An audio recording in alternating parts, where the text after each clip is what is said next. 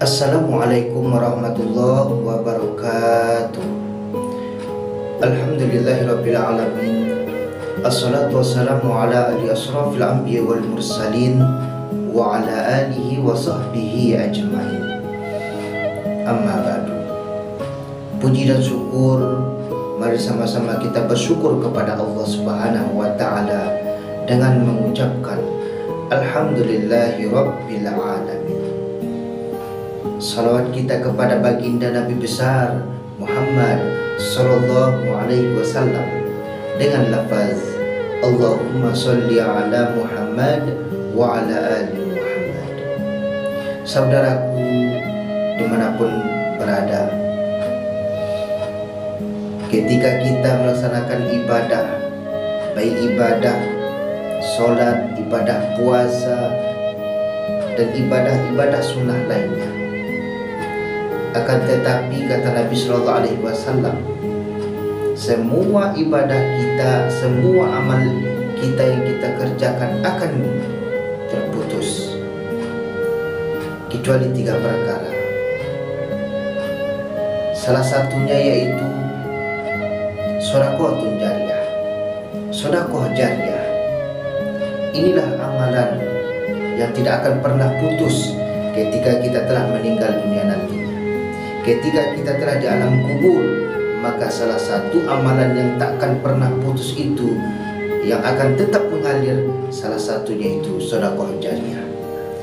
Jika ada yang kita sedekahkan untuk fakir miskin, jika ada harta yang kita infakkan untuk anak yatim, jika ada harta yang kita infakkan untuk pembangunan masjid, untuk kita berikan kepada orang-orang yang membutuhkan pertolongan kita, maka itulah sedekah yang akan terus mengalir ketika kita telah meninggal dunia nantinya. Sedekah adalah salah satu amalan yang sangat banyak manfaat dan keutamaannya. Saking banyak manfaat dari ibadah sedekah ini, orang yang telah kubur, orang yang telah meninggal dunia di alam kubur, ingin kembali ke atas dunia, ingin bersedekah. Apa kata orang yang telah meninggal dunia? Laula akharatani ila ajalin qarib fa asaddaqu aqum minas sholihin. Ya Allah, sekiranya Engkau hidupkan kami walau sedikit waktu saja, maka kami akan bersedekah dan kami akan menjadi orang yang soleh.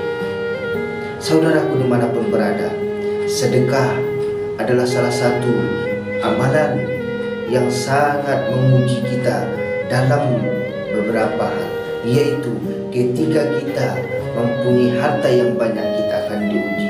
Apakah kita mau berinfak, bersedekah untuk menolong orang-orang yang membutuhkan pertolongan kita, untuk menolong saudara kita? Apakah kita mampu untuk membantu fakir miskin dan anak yatim?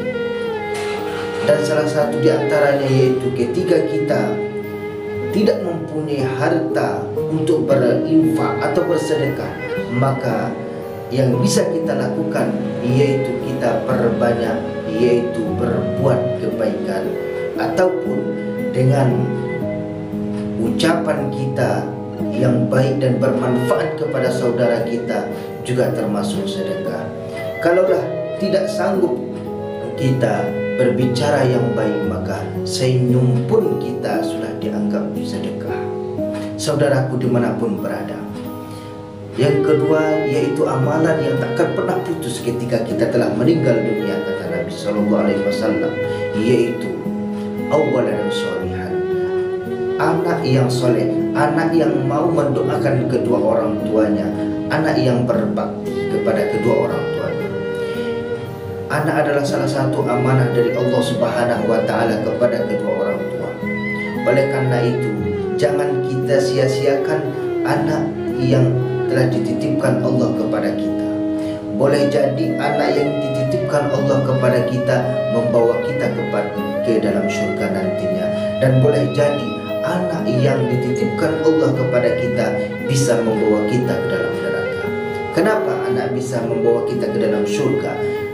Karena anak selalu mendoakan kedua orang tuanya, anak yang selalu berbakti kepada kedua orang tuanya, anak yang selalu beribadah kepada Allah Subhanahu wa taala, selalu mengerjakan amalan-amalan ibadah dan perintah-perintah Nabi Muhammad sallallahu alaihi wasallam. Dan anak bisa membawa kita ke dalam neraka, yaitu ketika kita tidak mau mengajarkan ilmu agama kepada anak-anak kita, tidak kita tanamkan ilmu agama kepada anak-anak kita, dan kita anggap sepele, yaitu hanya sekedar membuat anak kita, yaitu memberikan belanja kepada mereka, menyekolahkan mereka hanya sekedar sekolah saja, tidak kita didik dengan amalan-amalan ataupun yaitu ajaran agama Islam, maka anak akan bisa yaitu melanggar perintah Allah. Kenapa? Karena mereka tidak tahu kewajiban solat, mereka tidak tahu kewajiban puasa di bulan Ramadan, anak tidak tahu mengaji. Maka anak yang seperti inilah yang nanti akan membawa kedua orang tuanya ke dalam neraka. Na'udzubillah.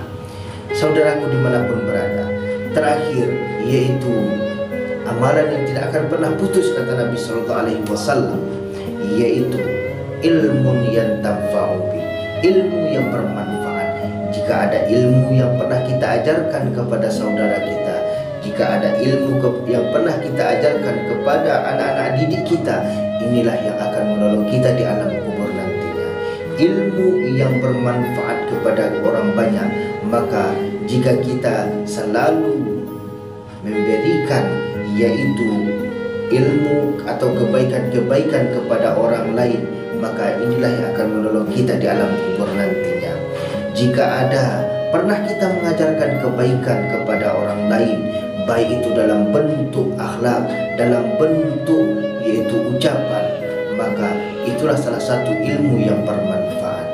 Ilmu yang bermanfaat yaitu salah satunya ajaran-ajaran yang dilakukan yaitu di dalam agama dan ajaran yang bermanfaat kepada orang banyak. Maka ketika kita mengajarkan salah satu kebaikan kepada orang lain, maka itu sudah dinamakan ilmu yang bermanfaat. Saudaraku dimanapun berada, jika tidak bisa kita melakukan yaitu 3 perkara tersebut, jika tidak ada rasanya sedekah yang akan kita sedekahkan, jika tidak ada ilmu yang bermanfaat, maka didiklah anak kita yaitu dengan didikan secara Islam, secara menurut ajaran agama kita. Agar apa? Jika tidak sanggup ketiga-tiganya, minimal salah satu di antara yang 3. Semoga bermanfaat. Assalamualaikum warahmatullahi wabarakatuh.